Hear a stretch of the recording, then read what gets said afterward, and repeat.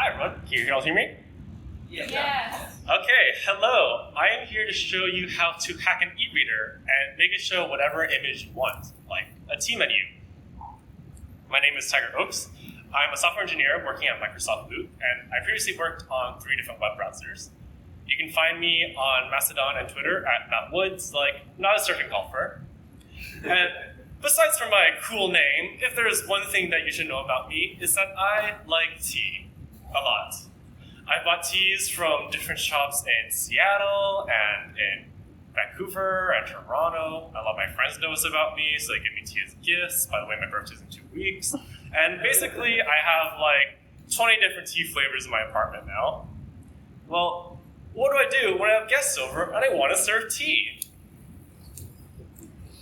Does this ever happen to you? Oh, thanks for coming over. Can I offer you a drink? So I got a lot of options. I have a jasmine, and Earl Grey. Oh, I can smell it too. And lavender Earl Grey and vanilla Earl Grey. And 20 minutes later. Oh, and hello? Yeah? There's gotta be a better way. Now there is, with Tiger's Tea menu. You can be the host you've always dreamt to be. Oh, well, thank you for coming to my abode. Can I interest you in our tea selection, which you can peruse from this little menu? Whoa! What? Wow! You are the most clever, most prepared, and creative host ever! Can I come back tomorrow? Absolutely. Now I can buy more teas and I don't have a problem. And side effects may include admiration, Compliments, comp organization, jealousy, making more friends, making perfect tea all the time, people coming over too often, tea running out too quickly. being too cool for SeattleJS. To order Tiger Tea menu, call 1-800-CODE-ME. Clone today at your nearest GitHub.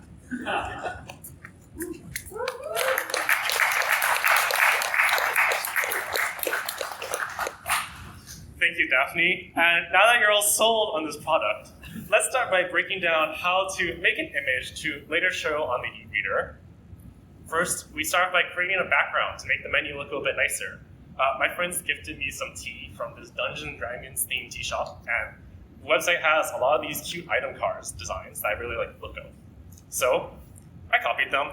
I took inspiration from this card and then just traced the board design for my own tea menu. And then I cut it up into 2 sections because I have a top shelf and bottom shelf on my tea display. And finally, I added a little paper texture underneath the border and then saved the results. Then I moved on to creating the text in the foreground. So I used SVG for this as well. We frequently use SVG to create vector arts on our websites, and it resembles HTML and lets us use CSS. So I set up some text elements for the tea title and a short description, as well as a line to separate them clearly. And they wrapped it all in an SVG group, like similar to a div. And then I can start just moving around each of these groups using transform translate. This is pretty similar to CSS translations or to using position absolute. By just saying these different X and Y values in one attribute, I can then reuse the same text and line elements without having to do anything else to change them and just move them all around the image as needed. And I can repeat the same process with this top section to copy it over to the bottom section. Again, just wrapping it all in a bigger group and then translating it again to just reuse the same layouts. SVG is very flexible and you can pretty easily make your own customizations. You could switch up the font with CSS or display a different number of items and just show a menu for other things in your house. And it's also pretty easy to just swap the background image around to anything that you want to have. And then for the eReader, I converted this SVG file into a PNG image, which you can do using some free tools like Inkscape or Swoosh. Some eReaders, like this Nook Simple Touch, will just let you upload a custom image and use it as a screensaver. So I can connect this to my computer, just drag the image into a screensavers folder and be done. But a lot of our e-readers don't have this built-in functionality. But what most do let you do is they will show you, is that whenever you're reading a book and you lock the screen, they will show you the cover of that ebook. So we can abuse this and create our own custom ebook that just uses the same T menu as a cover.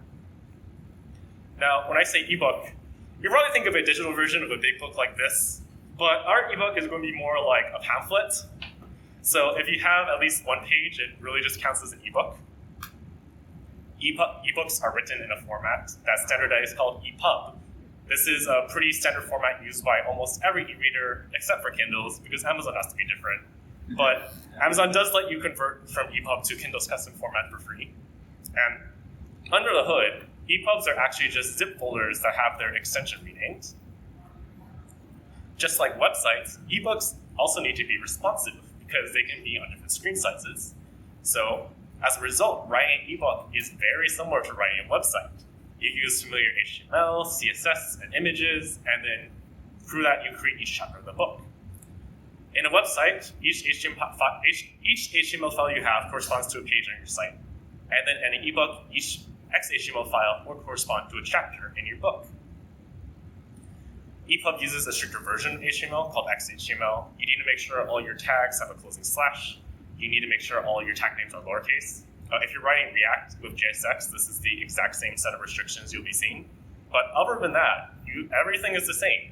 You can link CSS. You can use familiar tags like h1 and p and image, and all that will work on the eReader.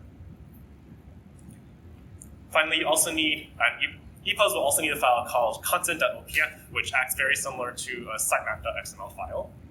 This file includes some metadata for the title of the book and a manifest that points to every file inside the zip folder. Here's an example.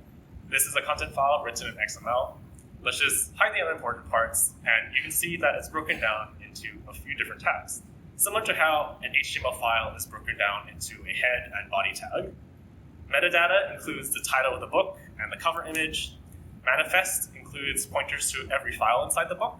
Some of them have also been assigned an ID so that they can be referenced in the sections.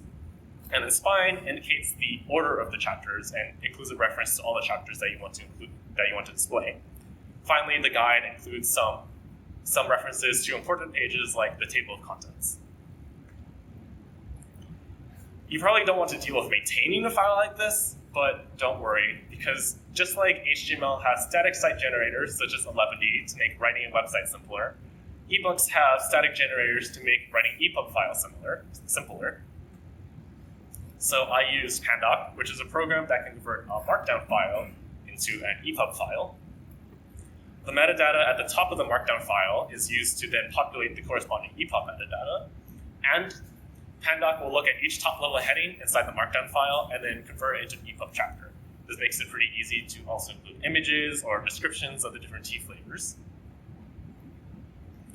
I wrote a small program in TypeScript to read a database with my teas in it, and then programmatically write the SVG and markdown files I needed.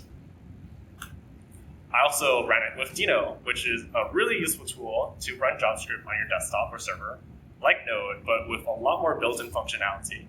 It has built-in support for TypeScript and JSX, so I didn't need a build step. It has a built-in formatter and linter, and it has a huge standard library, so you don't need many NPM modules at all. I've switched over to using Deno for any of my one-off scripts because I just find it much easier and faster to get started with. And with that, you have all the building blocks you need to build a menu like this yourself. You can also find all the code I wrote on GitHub. You might ask, why go for all this trouble instead of, say, using pen and paper? Well, it's more fun, and this is also a really great learning exercise. I got to become more familiar with how e-readers and EPUBs work, and I hope that you learned something too. Plus, whenever we do change our keys out, I find this pretty easy to just rerun and upload a new image. And thank you all for listening. Also, special thanks to my fiancée, Daphne, for helping me out with our commercial skit at the start. She's open to work right now, so please let us know if you're hiring. And if you'd like to see us making jokes, you should also go check out her improv show on Saturday. The final showings of Joy Market, which Daphne stars in, are this week, and Thursday and Friday are already sold out, so you should go get tickets and go see her Saturday show. And you can also see me in an upcoming Dungeons & Dragons improv show coming up on June 3rd. Thank you all again, and feel free to come up to me if you have any questions.